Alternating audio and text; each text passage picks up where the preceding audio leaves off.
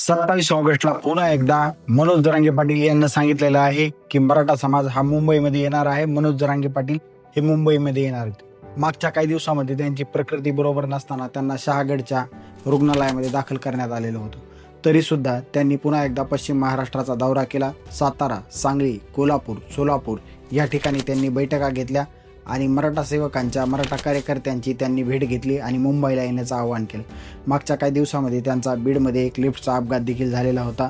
तरीसुद्धा ते पुन्हा एकदा पश्चिम महाराष्ट्राच्या दौऱ्यावर गेले आणि सगळ्यांना मुंबईला येण्यासाठी आवाहन करत आहेत.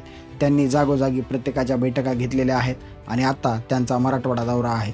मराठवाडा दौऱ्यामध्ये ते 13 ऑगस्ट रोजी परभणीमध्ये बैठक आहे. त्या ठिकाणी त्यांना मोठ्या प्रमाणामध्ये मराठा आंदोलक, मराठा सेवक हे भेटायला येणार आहेत आणि त्या ठिकाणी त्यांना आत्ता मराठवाड्याचा दौरा केलेला आहे. 13 तारखेला ते परभणीमध्ये आहेत. हिंगोली, परभणी, नांदेड, लातूर असा त्यांचा हा दौरा असणार आहे मराठवाड्याचा. या दौऱ्यामध्ये ते मराठा सेवकांच्या, मराठा कार्यकर्त्यांच्या आणि उपोषणकर्त्यांच्या भेटीगाठी घेत आहेत आणि प्रत्येकाला मुंबईला येण्यासाठी आवाहन करत आहेत. त्याचबरोबर एकीकडे जरांगे पाटील पश्चिम महाराष्ट्राचा आणि मराठवाड्याचा दौरा करत आहेत आणि दुसरीकडं प्रत्येक गावामध्ये, प्रत्येक जिल्ह्यामध्ये, प्रत्येक तालुक्यामध्ये मराठा सेवक हा गावागावामध्ये जाऊन मुंबईला येण्यासाठी गावातल्या पारावरच्या चावडी बैठका घेत आहे. प्रत्येक गावामध्ये बैठका सुरू आहेत आणि प्रत्येकजण हा मुंबईला जाण्यासाठी पूर्ण ताकदीने तयारी केलेली आहे. आता हे चित्र दिसत आहे. गेल्या वेळेस 20 जानेवारीला मनोज जरांगे पाटील हे मुंबईच्या दिशेने निघालेले होते आणि त्या ठिकाणी त्यांना अभूतपूर्व प्रतिसाद मिळालेला होता. यावेळेस त्याच ताकदीनं, त्याच जोमानं मराठे पुन्हा मुंबईला जातील का? एकीकडं मनोज जरांगे पाटील असं सांगत आहेत की यावेळेस 5 पट मराठा समाज हा त्यांच्यासोबत मुंबईमध्ये येईल. यावेळेस खरंच 5 पट मराठा समाज मनोज जरांगे पाटील यांच्या पाठीशी उभा असेल का?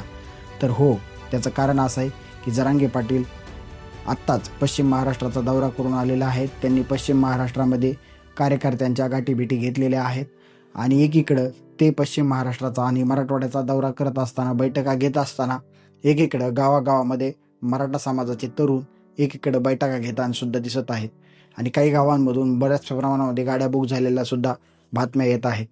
आत्ताच एक बातमी आली होती, त्यानुसार धाराशिव जिल्ह्यामध्ये 10,000 गाड्यांची बुकिंग झाल्याचं समजण्यात आलेलं आहे. प्रत्येक माणसाला सध्या असं वाटत आहे की ही त्यांची शेवटची लढाई आहे आणि जरांगे पाटील त्यांना आरक्षण मिळवून दिल्याशिवाय राहणार नाहीत, हा विश्वास प्रत्येकाच्या मनामध्ये निर्माण झालेला आहे. त्याचं कारण असं आहे की 58 लाख नोंदी निघाल्याचं सांगण्यात येत आहे आणि या नोंदीमुळं दर महिन्याला 15 दिवसाला कुठेतरी एखादा मुलगा लागलेला आपल्याला पाहायला मिळत आहे. मधल्या काळामध्ये एका इंटरव्ह्यूमध्ये एका मीडियाच्या पत्रकारानं त्यांना विचारलं की तुमच्या आंदोलनाचा फायदा काय झाला. त्यावर त्यांनी लगेच एका मुलाला आवाज दिला आणि सांगितलं की हा मुलगा MBBSला लागलाय, हे या आंदोलनाचं यश आहे. त्यामुळे मराठा समाजाचा हा पूर्ण विश्वास मनोज जरांगे पाटील यांच्यावर आहे आणि मनोज जरांगे पाटील हे आता मराठवाड्याच्या दौऱ्यावर आहेत. त्यांचा परभणी, हिंगोली, नांदेड, लातूर असा दौरा आहे आणि त्यानंतर मुंबईला 27 ऑगस्टला ते अंतरवलीतून मुंबईच्या दिशेने निघणार आहेत आणि 29 ऑगस्टला मुंबईमध्ये पोहोचणार आहेत. या दरम्यान सरकारची नाचक्की होणार आहे, कारण की मराठा समाज हा पूर्ण ताकदीनं मुंबईच्या दिशेनं निघणार आहे असं चित्र दिसत आहे आणि येणाऱ्या 27 ऑगस्टला गणपती बसणार आहेत. त्यामुळं मुंबईमध्ये सरकारची निश्चितच नाचक्की होणार आहे, एवढं निश्चित. मराठा समाज मनोज जरांगे पाटील यांच्या पाठीशी ताकदीनं उभं राहण्याचं कारण काय? तर निघालेल्या 58 लाख नोंदी. काही गावाची नोंदी निघालेल्या आहेत आणि खरोखरच समाजाला पटत आहे की त्या ठिकाणी नोंदी निघत आहेत. त्यामुळं पूर्ण ताकदीनं मराठा समाज हा मनोज जरांगे पाटील यांच्या पाठीशी ताकदीनं उभा आहे. मनोज जरांगे पाटलाने यावेळेस निर्धार केलेला आहे 2 रथ घेऊन जायचा, तो म्हणजे एक विजयाचा आणि दुसरा म्हणजे अंत्ययात्रेचा.